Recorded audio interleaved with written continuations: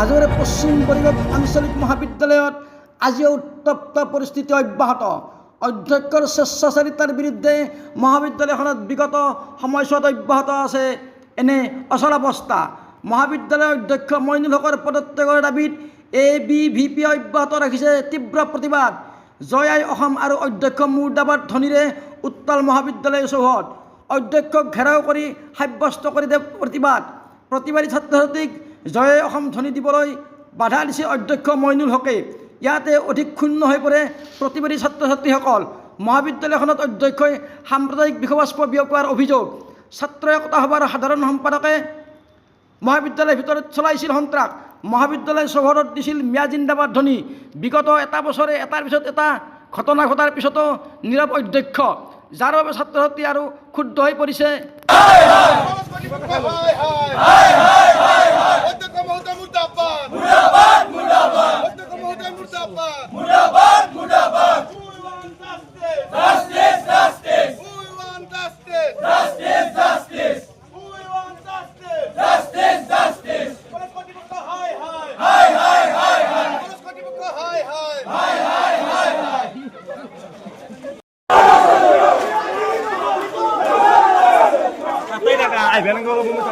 মহাবিদ্যালয়খনৰ প্ৰত্যেকগৰাকী ছাত্ৰ ছাত্ৰী ওলাই আহিছে।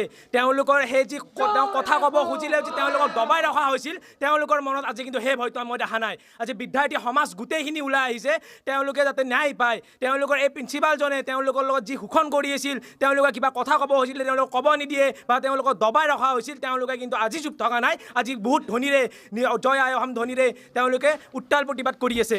আৰু তাৰ লগে লগে আমি দেখিবলৈ পাওঁ যোৱাকালি যেতিয়া মিয়াৰ ধ্বনি দিয়া হ'ল, তেতিয়া কিন্তু সেই প্ৰিন্সিপালজনে কোনো ধৰণৰ পদক্ষেপ গ্ৰহণ কৰা দেখা নগ'ল। কিন্তু আজি যেতিয়া আমি জয় আই অসম ক'লোঁ, তেওঁ কাণত সোপা দি পিনে ক'লে জয় আই অসম ধ্বনি নিদিবা। তেওঁ সহ্য কৰিব পৰা নাই, তেওঁৰ গা ভিজাই গৈছে জয় আই অসম শুনাৰ লগে লগে। তেওঁ কি এজন অসমীয়া নহয় নেকি? তেওঁ অসমত থাকি অসমৰ মাটিত জন্ম লাভ কৰি অসমতে ইনকাম কৰি খাই আছে, আৰু আজি সেই অসমৰে জয় আই ধ্বনি দিলে তেওঁৰ গা ভিজাই যায়। এই নেকি অধ্যক্ষ মহোদয় এইখন মহাবিদ্যালয়ৰ? আমি লাজ পাইছোঁ নাম ল'বলৈও তেওঁৰ। আৰু তাৰ লগে লগে আমি দেখিবলৈ পাইছোঁ 2 বছৰ কাল ধৰি আমাৰ এই গাৰ্লছৰ যিখন হোষ্টেল আছে, তাত 2 বছৰ কাল ধৰি এজন শিক্ষক তাতে থাকে, তাত শুই থাকে। তেওঁৰ কি অধ্যক্ষ মহোদয় এইখিনি কথা গমেই নাপালে নেকি? তেওঁ যেতিয়া 2 বছৰ কাল থাকে, তাৰপিছত আমি যেতিয়া কালি গম পালোঁ, যেতিয়া তেওঁক সুধিলোঁ, তেওঁ তেতিয়া আমাক উত্তৰ দিয়ে যে মই গম নাপাওঁ। কি গম পায় তেতিয়াহ'লে? কৰি কি থাকে মহাবিদ্যালয়খন? আৰু তাৰ লগে লগে আমি দেখিব পালোঁ মহাবিদ্যালয়খন স্থাপন কৰা প্ৰায় বহুত বছৰ হ'ল, কিন্তু আজিলৈকে এটা ছিকিউৰিটি গাৰ্ড নাই তাত। ছিকিউৰিটি গাৰ্ড নোহোৱাৰ ফলত কি যোনে তোনে আহি কলেজখনত সোমাব পাৰে? সেইটো কি ব্যৱস্থাটো কৰিব পৰা নাই নেকি? মই মহাবিদ্যালয় প্ৰধান শিক্ষকক পোনপটে প্ৰশ্ন কৰোঁ, লগতে শিক্ষা বিভাগক মই প্ৰশ্ন কৰোঁ, আপোনালোকে এইবিলাক বিদ্যালয় মহাবিদ্যালয়বোৰত চাব লাগে আহি পিনে কি চলি আছে, কি চলা নাই। আজি এই নোচোৱাৰ ফলত এই বিদ্যালয়খন লাহে লাহে নামিব ধৰিছে। ল'ৰা ছোৱালী আমি তাৰ লগতে দেখিবলৈ পালোঁ বহুত বাহিৰা ল'ৰা ছোৱালী, য'ত নেকি ইয়াত নপঢ়ে বা 3-4 বছৰৰ ডিগ্ৰী কৰ্চটো বা দেখিবলৈ পাওঁ। যেতিয়া এক্সামৰ সময় হ'ব তেতিয়া এক্সাম দিবলৈ আহে। এক্সাম দি হয় চাগে, হয়তো তেওঁৰ লগত কিবা থাকিব পাৰে, মৌলবাদী শক্তিৰ হাত থাকিব পাৰে তেওঁৰ লগত, বা কোনোবা ডাঙৰ মানুহ তেওঁলোকৰ হাত আছে, য'ত নেকি তেওঁ ভয় কৰা নাই। তেওঁ এতিয়াও ভয় কৰা নাই যে ছাত্ৰ সমাজ জাগিছে, তেওঁ তেতিয়াও ডোণ্ট কেয়াৰ টাইপ বস্তু কৰি আছে তেওঁ।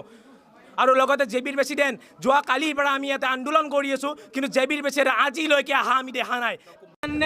সিকিউৰিটি গাৰ্ড আপুনি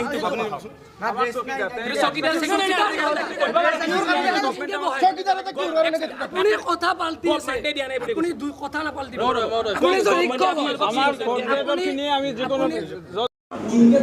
হাজোৰ পৰা জেহেৰুল ইছলামৰ ৰিপৰ্ট।